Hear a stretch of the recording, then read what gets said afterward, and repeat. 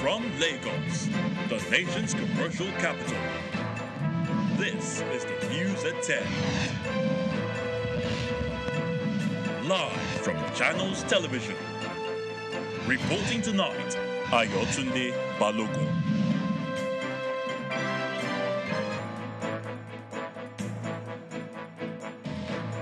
Hello and welcome. Tonight, sad memory of the EndSARS protest resurfaces as leaked memo reveal mass burial plan for 103 victims of the protest in Lagos, over 61 million naira earmarked for the exercise. Lagos State government reacts, dismisses memo as handiwork of mischief makers. Also explains that the bodies are EndSARS victims across Lagos and not in the Lekki area. The National Drug Law Enforcement Agency clamps down on drug dealers in Kano. About 600 suspects arrested in a raid, and the LEA set to prosecute them. And at least 12 people killed in a building collapse in Cameroon city of Douala. 5 others injured in the incident.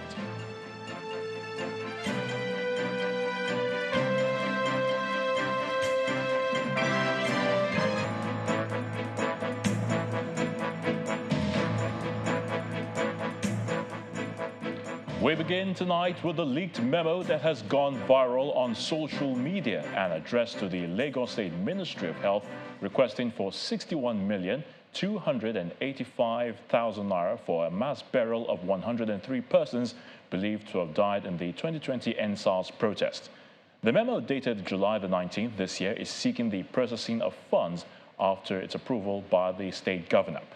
Earlier, a ministerial tenders board meeting reportedly sat over the recommendations of the Procurement Planning Committee, after which no objections were raised to the award of the mass burial contract to a funeral service provider.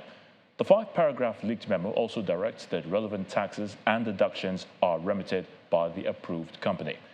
There's been controversy over the number of deaths recorded after the EndSARS protest, resulting to the governor setting up an inquest led by Justice Doris Okwobi.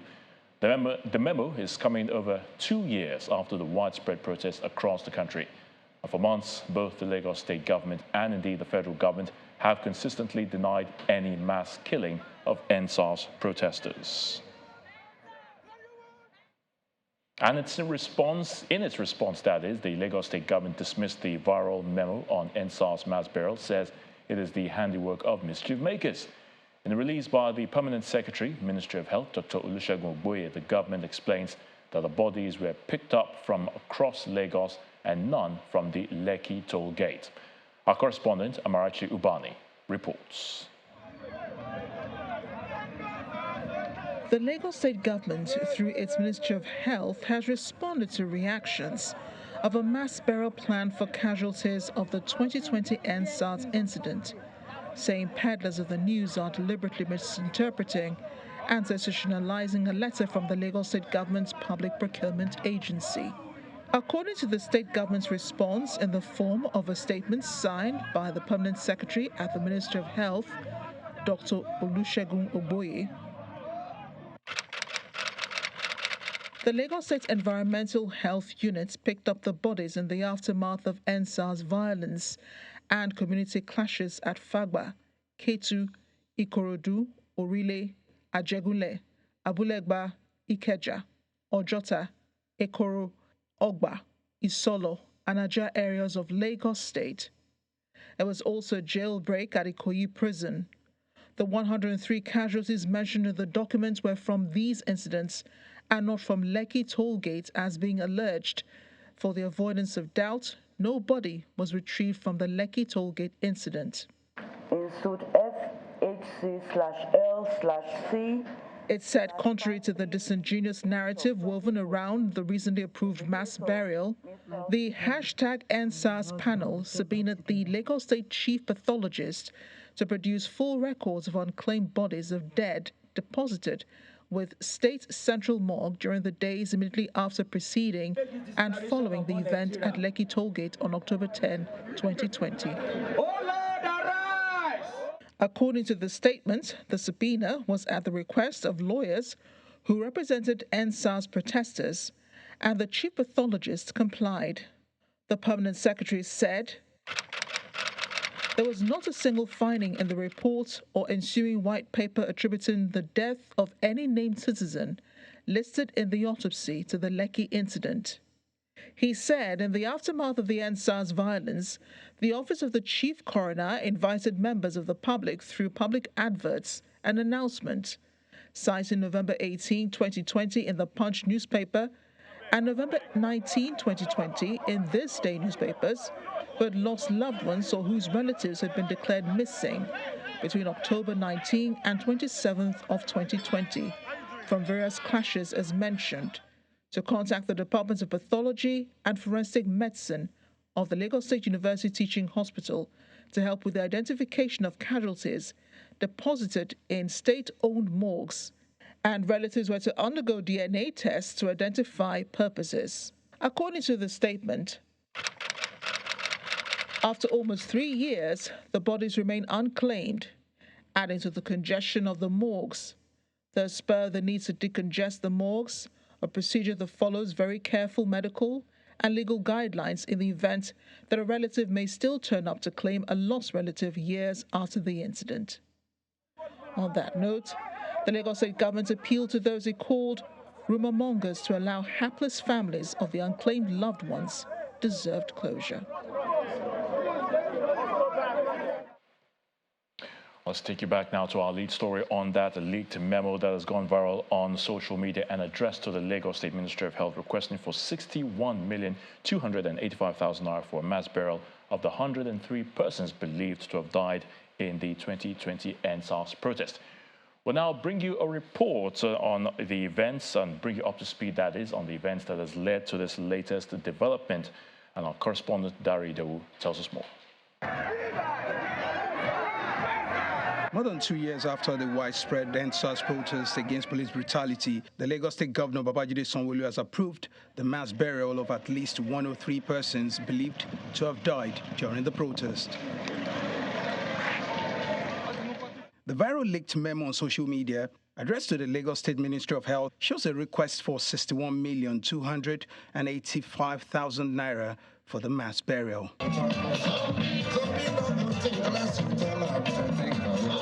Now let's backtrack to the event of 2020, a nationwide protest triggered by a case of police brutality lasted for weeks on the streets. The youth came out in large numbers and their demands were clear.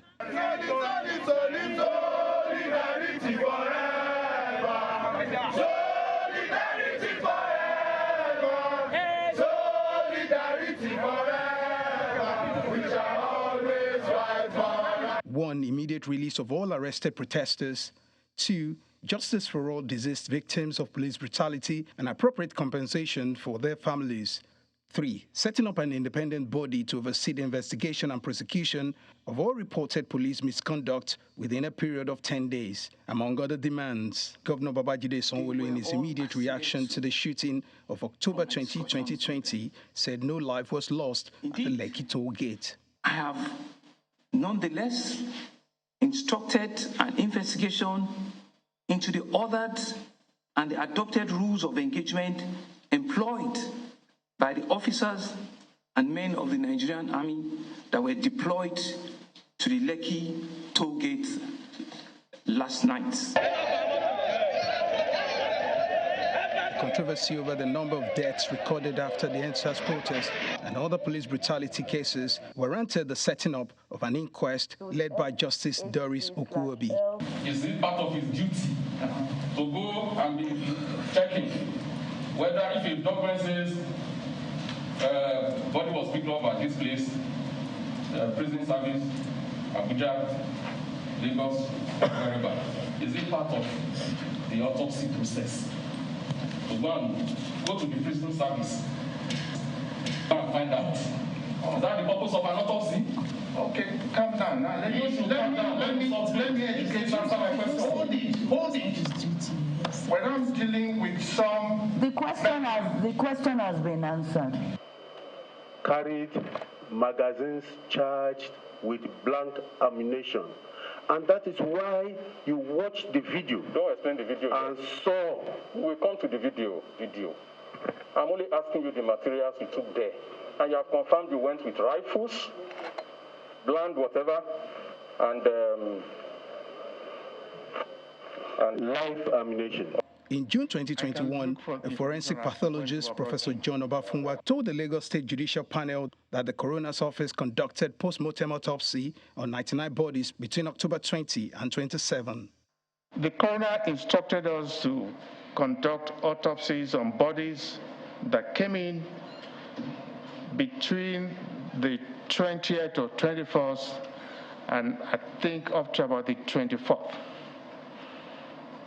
And we did the autopsies on the bodies. Not just Lekki, but cases from Aja,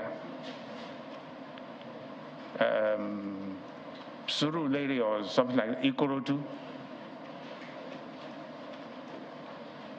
Fagba. After 1 year of taking testimonies, evidence, and awarding compensations, the panel submitted its report on November 15, 2021. With this leaked memo, more questions are now being raised by members of the public. Former Minister of Education Obi Ezekwesili says in one of her tweets on the topic, and I quote,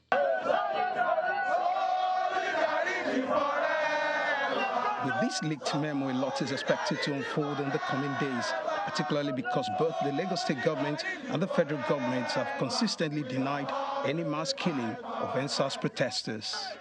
Dari Idowu, Channels Television News. To the courts now, and the Court of Appeal Lagos Division has set aside the judgment of a federal high court which ordered the Independent National Electoral Commission (INEC) to directly and electronically upload the election results of the governorship and state of assembly elections from the polling units to the IREV. The judgment, which was delivered by Justice Abubakar Umar on Wednesday, July the 19th, had the other two justices on the panel, Justice Olukayode Bada and Justice Onyekachi Otisi, in agreement. On March the 8th this year, the Labour Party, its governorship candidate, Gbadebo Rhodes Viver, and 41 others had obtained the order of mandamus to compel INEC to obey the Electoral Act and its guidelines for the conduct of the elections. In a judgment delivered by Justice Peter Lefu of the Federal High Court, Lagos. In that judgment, Justice Lefu had, among other things, compelled INEC to comply and enforce the provisions of Clause 37 and 38 and mandating presiding officers to electronically transmit or transfer the results of the polling units direct to the collation center and scan copy of the EC8A to INEC's IREV immediately after the completion of all the polling units voting and result procedure. Dissatisfied with the decision, the All Progressives Congress and Social Democratic Party sought leave of the court to appeal the judgment and eventually filed its notice of appeal as interested parties. In resolving the sole issue for determination, the court agreed with the APC that Section 52 and Section 65 of the Electoral Act 2022 gives INEC very wide discretionary powers to determine how it carries out its assignment, including the manner it transmits or transfers election results from the polling units to the collation center. The appellate court also averted its mind to the decision of Justice Emeka Nwite of the Federal High Court Abuja and agreed with the APC that the suit in Lagos is an abuse of court process. In the suit, Justice Nwite, while delivering judgment, held that INEC is at liberty to specify or pick the method of transmitting election results.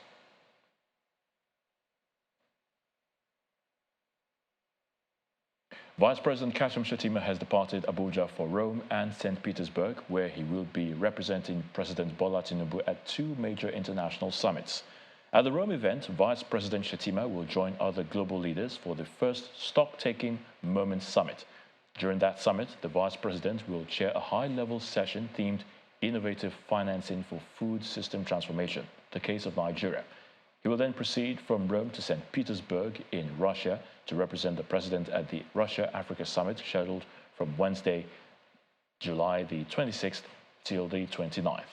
While in Russia, the Vice President will join other political and business leaders at the second Russia-Africa Summit and Russia-Africa Economic and Humanitarian Forum, focused on strategizing to enhance relations between Russia and the African continent, among other benefits.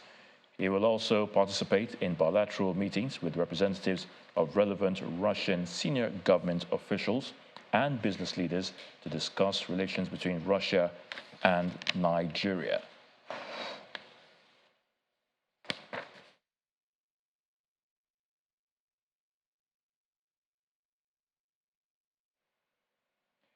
In part two after the break, I will be joined by our data analyst, channel's data analyst, that is, Babajide Ogusawo, to discuss the critical business sectors that influence the welfare of families and the prosperity of the country. That's in a moment. Please join us again.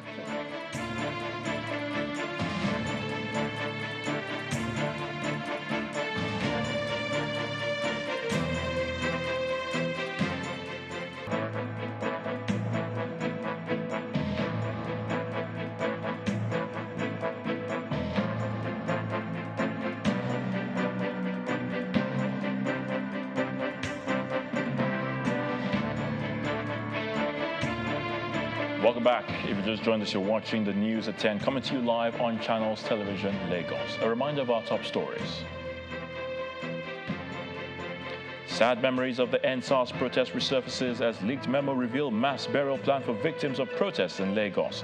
Over 61 million naira earmarked for the exercise. Lagos State government reacts, dismisses memo as handiwork of mischief makers.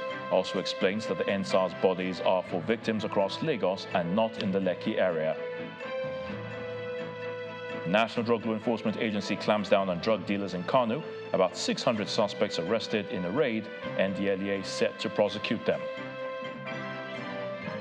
And at least 12 people are killed in a building collapse in Cameroon's city of Douala, with 5 others injured in the incident.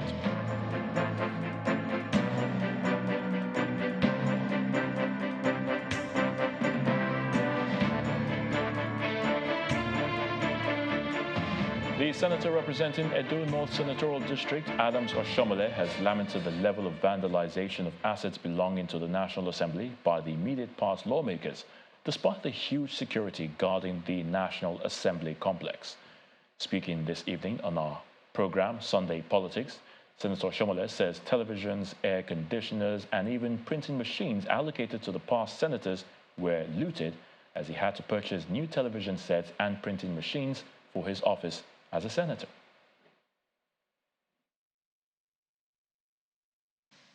And I can't understand how a Senate that sat on Sunday before we were inaugurated, whether on a Monday or on the following Tuesday, within 48 hours, that level of vandalization took place. And we have hundreds of security men and women in the National Assembly. I can never understand what happened. And you find holes on the wall, even the office of very principal officers of the Senate. So I don't get it to measure individuals. Now, if you try to imagine what that means for 109 offices, and then the principal officers probably, they also have offices for their officers. And you have 360 people, because people tell me even in the House of Rep too, there's also the same kind of vandalization.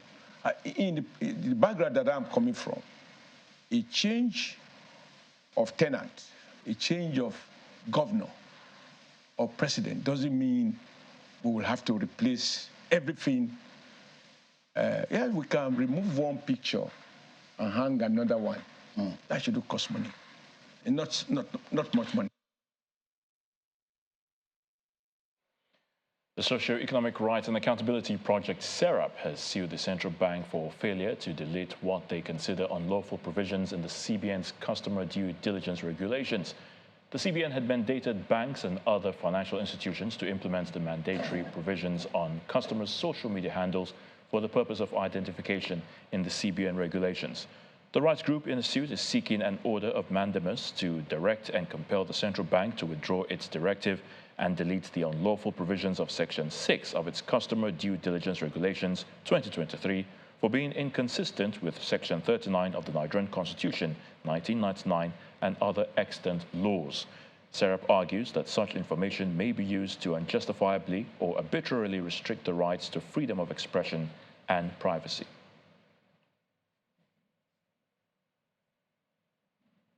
The leadership of the federal, state, and local governments say they are willing to rise up to the challenges caused by the rising cost of living in Nigeria. Tonight, our focus is on the critical business sectors that influence the welfare of families and the prosperity of the nation. Babajide Oguso, founder of Leadership by Data and Channels Television's data consultant, is here to share more insight. Babajide, great to have you again on the News at 10. Good evening, Ayatollah. An interesting one we're going to be talking about, of course, looking at the influence of welfare families. Now, let me start by asking you, some years ago, at least, business owners advocated for governments to help improve the ease of doing business.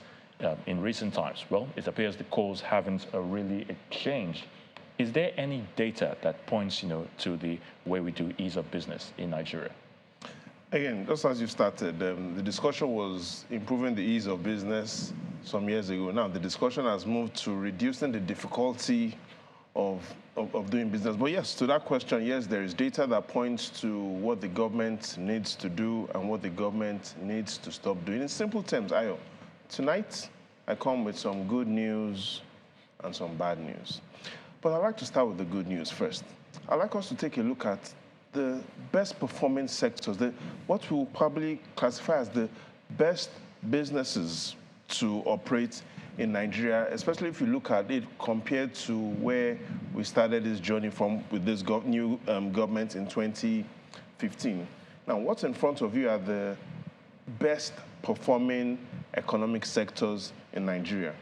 Going by the data from the National Bureau of Statistics and comparing to where those sectors were in 2015, their report shows that the telecommunication and information services sector has been the best performing sector when we talk about that indicator, gross domestic product, GDP, looking at the value creation. In simple terms, real GDP of the telecommunication sector, 5.9 trillion naira in 2015.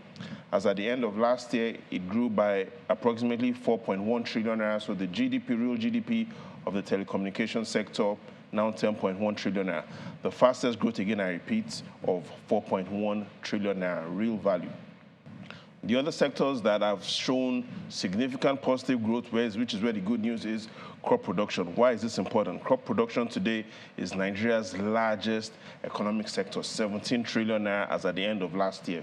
In 2015, that sector was 14.2 trillion naira. So in terms of economic performance, it comes number 2, growing by 2.9 trillion naira in those 7 years, 2015 to 2022. Financial institutions, again, that's one surprise. We've seen the financial institution growth of 866 billion naira. But here's why that is a surprise. Even though the financial institution sector is growing, if we look at the growth of businesses, are the financial institutions contributing to business growth, which we'll get into later?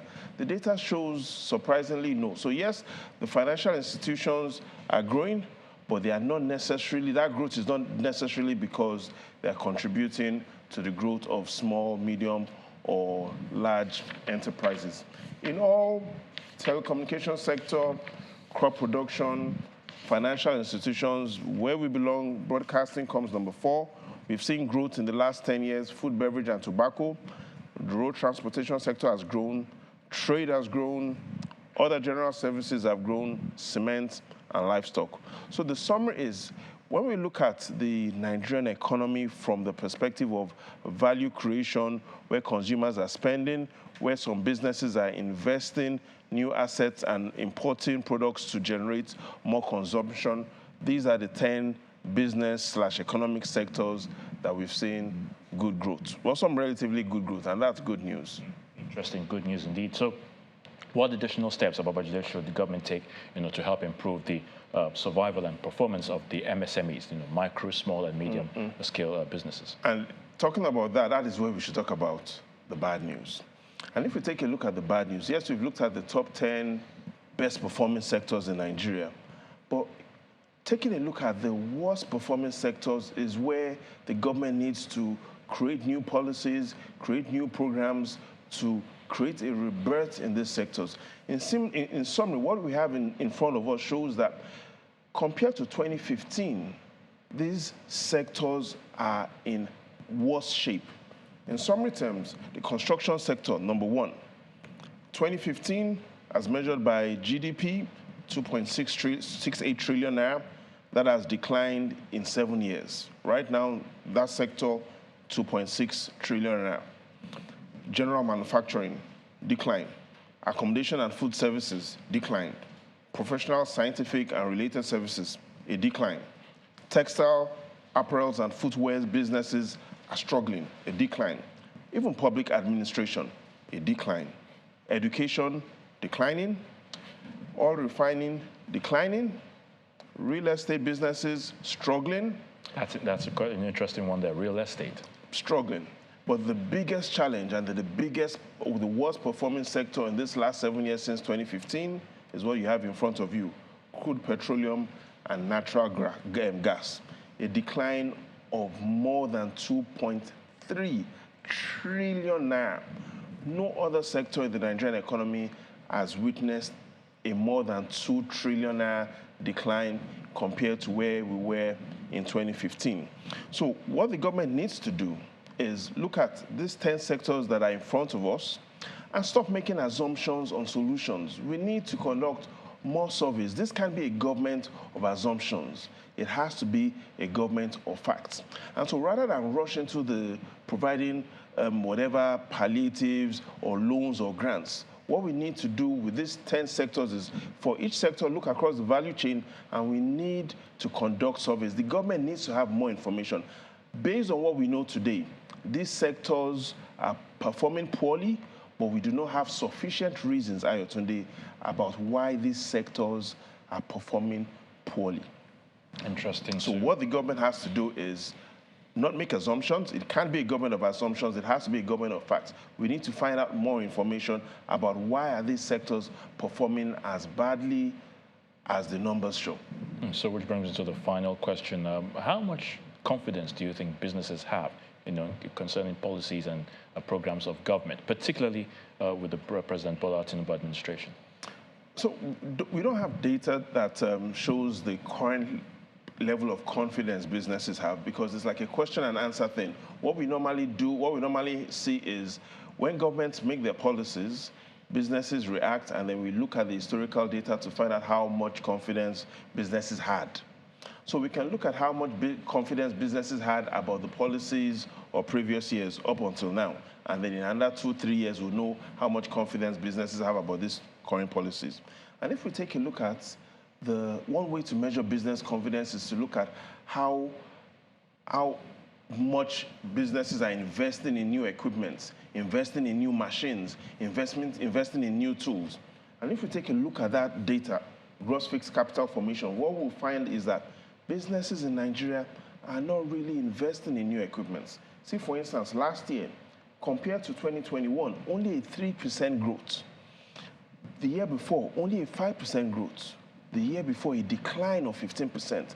In summary, Ayotunde, based on the policies that had happened before now, the summary is businesses were not highly confident. We now need to find out, and the only way we'll find out about how confident businesses are with these policies will be when the results of this data comes out. Again, don't forget, some of the most dangerous assumptions are the ones we do not even know we are making. We'll definitely leave it at that, Babajide. Thank you so much for your thoughts on the news at 10. Today. Pleasure is all mine. The National Drug Law Enforcement Agency, the NDLEA, has arrested and is set to prosecute over 600 drug barons in Kano State in Nigeria's northwest within the first quarter of this year. The commandant of the agency, who spoke to Channels Television, says that 51 of them are female drug lords that operate within the metropolis. Our correspondent, Sadiq Ilyasu, tells us more. Armed and with caution, the operatives of the National Drug Law Enforcement Agency arrived at a hotspot in the Sabongari area of Kano State. Although they were not able to make huge arrests at this spot, a significant amount of cannabis was discovered. By the grace of God, we were able to apprehend 619 suspects. Talking about suspects, that's people that have been arrested, investigated, and has been charged to court. Not individuals that were just, let me say, mere abusers of the substance. They will not get a substantial quantity of exhibit with them. Now I'm talking about real, let me say, merchants, dealers, distributors of these drugs, who were able to apprehend 619. According to the National Drug Law Enforcement Agency, in Kano State, about 2 million people are drug addicts, representing 16% of the total population. However, the command in Kano State are recording huge success as they have arrested 600 drug pushers. While others play on the pitch and some at the gym, Abu Inua, a drug dependent undergoing treatment at a rehabilitation center in Kano, seeks closeness to his creator by reading his holy book. All my mates have gone far in life. Many of them have families with children, but here I am. I regretted being a drug addict. Muzammil Isa, who is a member of a group working to reduce the menace of drug addiction in Kano State, laments the situation of rehabilitation centers in the state. NDLA have only one rehabilitation center, and it's not enough. Then the State Emergency Management Agency have about 30 rehabilitation centers, both female and male rehabilitation centers. So, but the condition really is very bad. I just learned that today one of the rehabilitation centers does not have a toilet. Drug abuse not only harms one's health, but has negative impacts on relationships, jobs, and overall quality of life. The NDLEA is committing to do more to eradicating the menace in the country. Sadiq Ilyasu, Channels Television News. Ogbogbo community in Ijebu Northeast local government area of Ogun State is still in mourning following the death of 6 persons after they consumed suspected poisonous alcoholic substance allegedly served by their friend. According to the police, the incident occurred at a joint where 7 friends converged for fun. A source disclosed that all the 6 persons who drank the alcohol died except the suspect who reportedly brought the drink from home but did not partake in it. The victims and the suspect reportedly had engaged in an argument which was later resolved, and afterwards the suspect offered to provide a bottle of alcohol which he brought from home as part of reconciliation after they settled their dispute. A few hours later, news filtered in that 2 of the friends have died while 4 others were taken to the hospital, but they later died as well. The suspect is said to be on the run, while the families of the victims, according to sources, appear not to be interested in pressing any charges. After recording 26 mortalities with 21 active cases of the diphtheria disease, Yobe State government and other partners have flagged off a special polio vaccination exercise across the state to help curtail the outbreak of other diseases. Flagging off the exercise, the State Executive Secretary of the State Primary Healthcare Management Board, represented by the Director Disease Control, Dr. Umar Chiroma, explains that there are still vaccine hesitancy among the general public. These are some patients suffering from diphtheria being quarantined at an isolation center at the Damaturu Specialist Hospital. Although experts blame low vaccination for the outbreak of diphtheria, the Yobe State government is taking proactive measures to reduce the spread of the disease. If you look at diphtheria, it's an airborne disease and also a disease that can easily be contracted through contact. So all the preventive measures, be it personal hygiene, environmental sanitation, ensure that those with the disease have been identified and treated promptly, and also to ensure that the community have been sensitized of the way possible through which they can prevent further spread of the disease. We have supported the state in terms of active case search for those cases. We deploy volunteers, we pay them, and we train them on how to pick these cases in the community.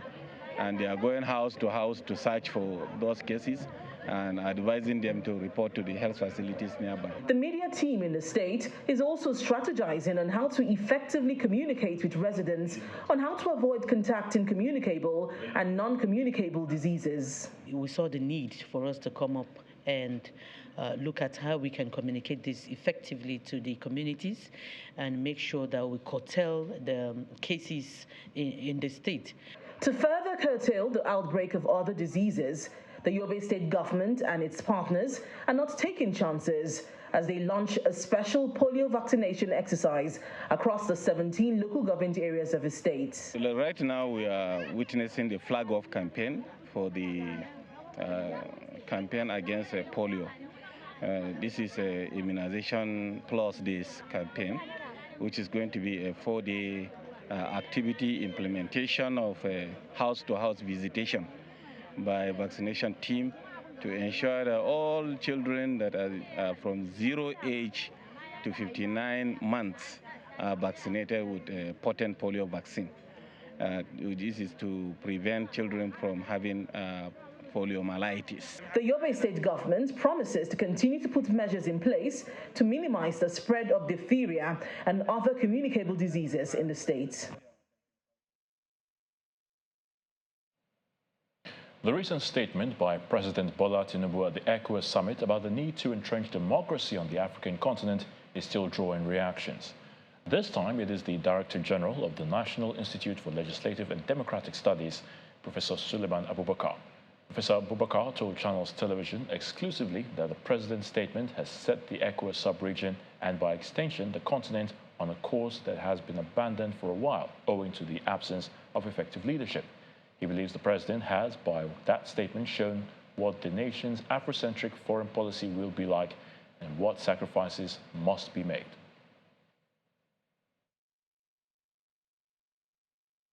I think that statement is one diplomatic statement that must be taken seriously. Nigeria is back. It's back to provide leadership in Africa. It's back to take our rightful position in Africa, and it's back to lead other African countries. In doing that, it goes with a lot of sacrifice. A sacrifice you cannot lead when your home is in tumult, is in danger. For Mr. President to lead ECOWAS, for instance, and through ECOWAS lead African country, more need to be done in trying to address our internal crisis, internal security challenges. We can see a government that is coming out with policies that are born out of serious thinking. Yeah, that's where I'm going.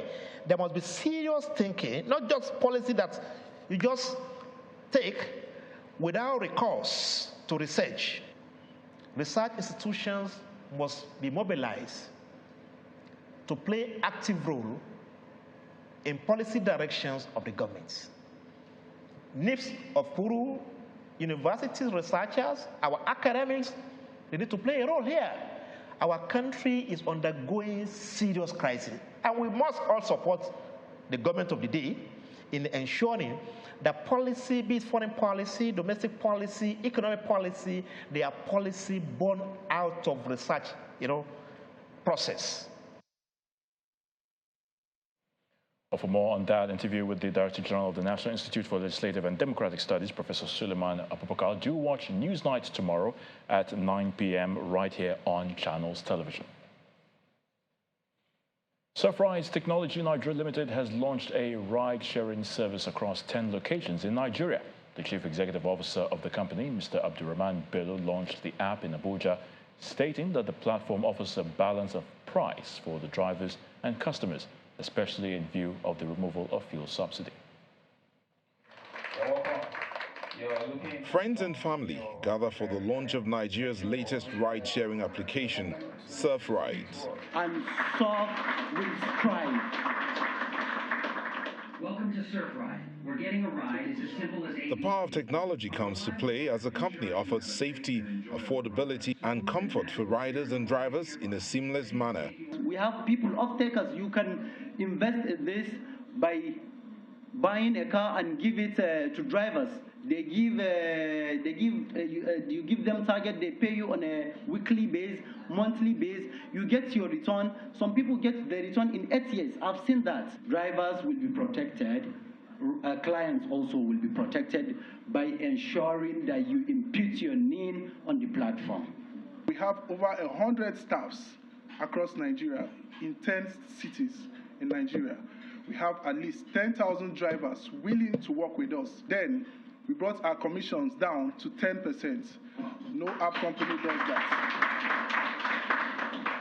And then we also have free rides for people to come and enjoy free rides and also affordable rides. The platform offers 3 categories of rides: surf rides, surf comfort, and surf luxury. The former minister of the Federal Capital Territory hopes more Nigerians will seize the opportunity presented by technology. Our young citizens, have teamed up, and then came up with this solution. So I see great potentials, and I pray, this will be the path that, along of our young people will take. Technology is the solution. Technology is the solution to even our economic, hardship, because it's something that is nurtured by the brain, by thinking, by highly being educated. So we are going to really reap a lot of benefit from this type of ventures. While the company says they're open to investors, they are promising anyone who's willing to take a ride that their travel time will indeed be a joyride. And now to the arts. Multi-talented artist Sylvester Aguda has showcased his latest collection of realistic and abstract collage and mixed media works of art. The artist's illustrations are inspired by a combination of his personal experiences, love for Africa, interactions, human knowledge, and nature. We'll see it all on Art Review tonight.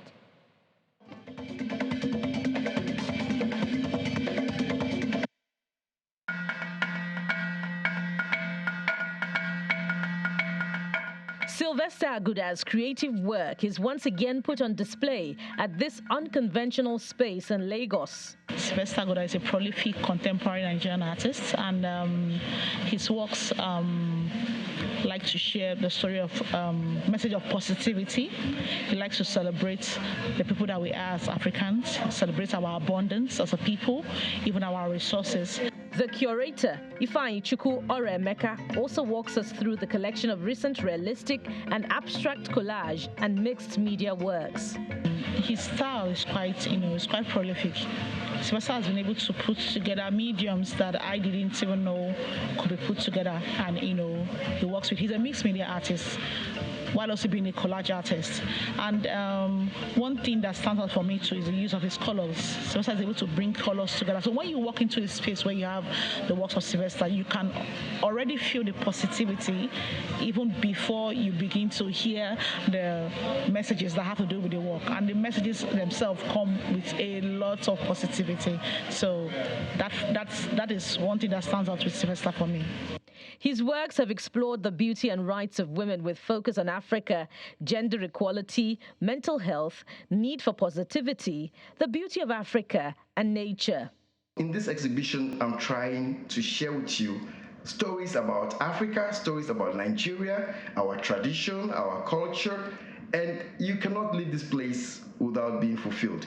Trust me, it's amazing. It's amazing how much art can tell you. And in this exhibition, I've done quite a few works that talk about the culture, the tradition of our people, especially the mask. You'll see some abstracts and some rich masks, and these masks are symbolic to Africa. Aguda has exhibited his works in numerous countries and has collectors from several walks of life who applaud his creativity. I can feel his passion by looking at the different artworks. I'm pleased I was able to attend this exhibition, and kudos to the artist. This artist always ensures he brings something fresh to inspire the viewers with his interactive and engaging pieces.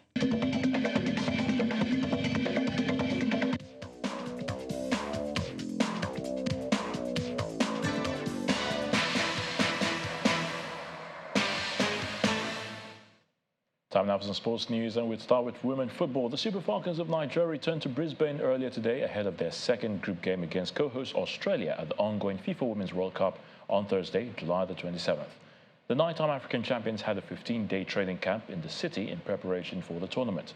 Following the goalless draw against Olympic champions Canada, the girls are looking forward to what will certainly be a most interesting encounter with the Matildas. Australia top Group B with 3 points, and they are trailed by Canada and Nigeria on 1 point, while Ireland is bottom with no points. Meanwhile, action continues tomorrow at the ongoing FIFA Women's World Cup. Morocco will make their debut as the Atlas Lionesses will face Germany in their opening Group H match. South American heavyweights Brazil will take on another debutante Panama in Group F as the 8th-time Copa America Femenina winners are gunning for their first World Cup title. Italy will face Argentina in a Group G opening fixture, and that's on Monday morning. American Brian Harman has won the British Open by 6 shots, finishing 13 under par to claim his first major title at a rain-swept Hoylake. Masters champion John Ram tied for second alongside Austria's Sepp Straka, Australian Jason Day and South Korean Tom Kim on 7 under. Harman left a 5-shot lead overnight and recovered from a shaky start to cruise to victory with a 1 under final round of 70.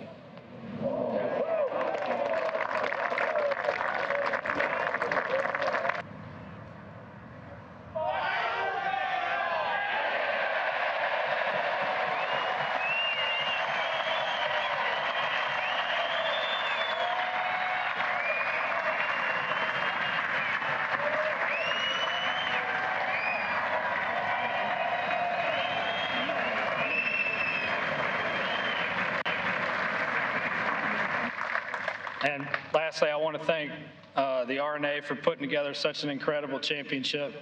I couldn't be happier to be its champion. And to all the fans, to all the nice words, and all the people back home who were rooting me on, I appreciate it so much.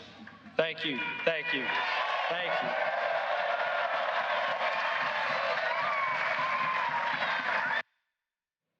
To the racetrack, Max Verstappen dominated the Hungarian Grand Prix to deliver his Red Bull Team A record-breaking 12th consecutive Formula One victory.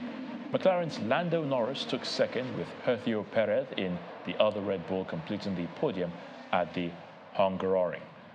Red Bull surpassed the feat of McLaren, who won 11 races in 1988 with this latest demonstration of supremacy over the rest of the grid.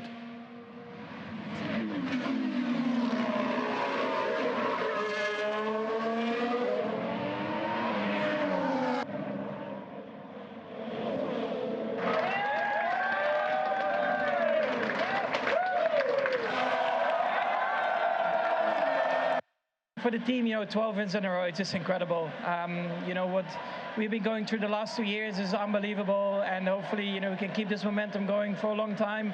And also, just to work with the whole team is always very enjoyable. Of course, it's always good to look into, like yesterday, for example, to keep pushing, always wanting to do better. But then a day like today is just perfect.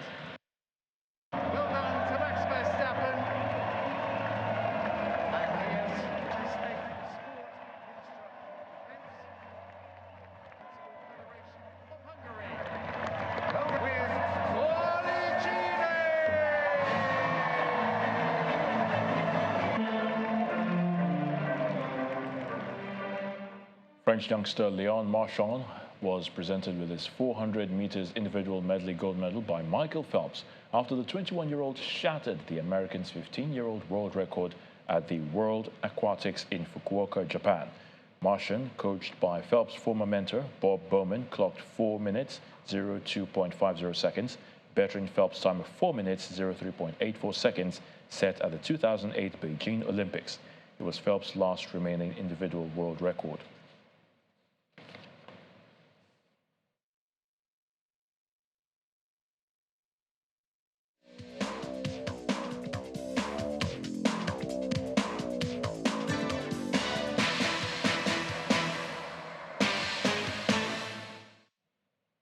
At least 12 people have been killed and 5 others injured after a building collapsed in Cameroon's biggest city of Douala. Authorities are still trying to ascertain how many people were inside the four-story building when it fell onto another residential block early this morning. The regional governor, Samuel Diendoni Ivaha Dibois, has sought to reassure people, saying the situation is under control and rescue teams will make sure nobody is left beneath the wreckage. It is not known what may have caused the building in Douala's Ange Raphael neighborhood to collapse, but then residents have told journalists it looked dilapidated. The Ukrainian Foreign Minister Dmytro Kuleba is on a tour of African nations starting today. It will be the third time Mr. Kuleba will be visiting the continent against the backdrop of the worsening global food crisis after Russia's withdrawal from the Black Sea Grain Initiative. From July the 23rd to the 24th, the Ukrainian Foreign Minister will begin his tour with a visit to Equatorial Guinea, where he will hold talks with the country's leadership on the development of bilateral relations, increasing the volume of trade, ensuring food security in Africa, and supporting President Volodymyr Zelensky's peace formula. Back in January last year, Ukraine approved the African strategy in which the Ukrainian president, the Ministry of Foreign Affairs and Parliamentary Diplomacy significantly intensified contact with African countries. The first African tour of the head of the Ukrainian Ministry of Foreign Affairs took place in October 2022 to Senegal, Cote d'Ivoire, Ghana, and Kenya, while the second was in May this year to Ethiopia, Morocco, Rwanda, Mozambique, and Nigeria. Meanwhile, in an interview with Channels Television, the deputy head of the mission of the Ukrainian embassy in Nigeria, Ihor Cherenko, says Ukraine observes cordial relations with Nigeria, which will ensure grain supply to the country will not be affected by Russia's withdrawal from the Black Sea Grain deal.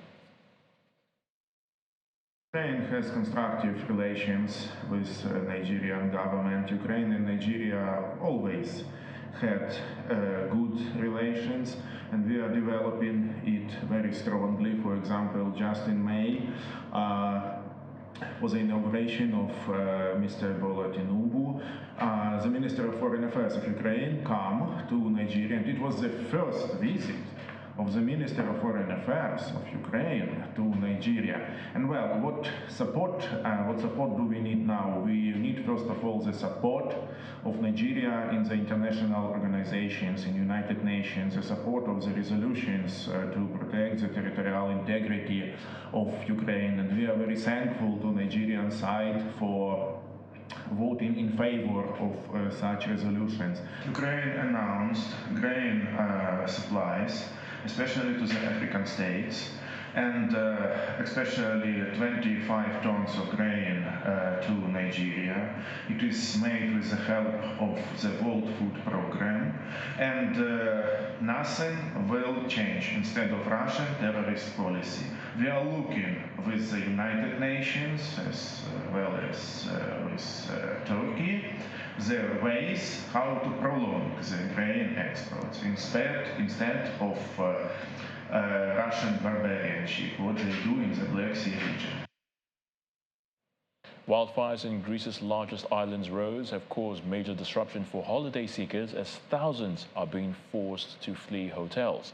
The deputy mayor, Athanasios Veranis, said some people had slept in cardboard boxes overnight and warned there are not enough essentials. There are reports about 19,000 people have been evacuated by land and sea. A further 1,200 more will be evacuated from 3 villages in Pevki, Lindos, and Kalathos. Rhodes has been battling wildfires fanned by strong winds since Tuesday last week as Europe deals with a challenging heat wave. Thousands of tourists and residents have been fleeing a wildfire on the Greek island of Rhodes in schools and shelters, with many evacuated on private boats from beaches as flames menaced resorts and coastal villages. Thousands spent the night on beaches and streets. Many people fled hotels when huge flames reached the seaside villages of Kyotari, Gennady, Pevki, Lindos, Lardos, and Kalathos. Basically, we got back to our hotel room last night, and we had the emergency alert to say we had to leave Pevkos, basically flee Pevkos, go down to the beach, and we were told that coaches would be coming to pick us up sort of 20-30 minutes. We didn't collect it till around like 3:30 in the morning, so we were sat waiting on the beach for like over 3 hours. Obviously extreme heat conditions, very, very warm obviously. We saw the flames coming over the top, because we'd seen the smoke for a few days, and we were told by the hotel manager, it's okay, don't worry. And then when we saw the flames coming over the top, we were all a little bit worried. There was more ash coming down. And then we were told by the police to evacuate. We went and packed a bag. When we came back, the fire was halfway down the hill. Video from roads on Saturday showed thick plumes of smoke over the beach as wildfires menace resorts and coastal villages. Footage posted on social media showed tourists in hotels and waiting on buses on Sunday as they asked holiday representatives to answer questions about providing food and water. So will the hotel give us food and drinks then? No, you haven't. Well, we have nothing. The fire brigade said 19,000 people were moved from homes and hotels, calling it the biggest safe transport of residents and tourists Greece has carried out. Backed by air water bombers and reinforcements by Slovakia, the firefighters struggled with new outbreaks of the wildfire, which was fanned by strong winds. In the meantime, temperatures are still sweltering, surpassing 40 degrees Celsius. Archaeological sites, including the most famous landmark, the Acropolis, were closed until Sunday to avoid the blazing sun. Health authorities have warned the public to stay indoors and remain hydrated, while government authorities have advised workers to take breaks to avoid exercise and sun tanning. And the main news again. A leaked memo that went viral on social media has revealed a mass burial plan for 103 victims of the EndSARS protests in Lagos, and over 61 million naira has been earmarked for the exercise. Also today, the Lagos State government has dismissed the allegation of the viral leaked memo on the mass burial of EndSARS victims, saying the bodies were picked from different locations in Lagos and not at the Lekki toll gate. Vice President Kashim Shettima has left Nigeria to attend two major international summits in Rome, Italy, and in St. Petersburg in Russia on behalf of President Bola Tinubu.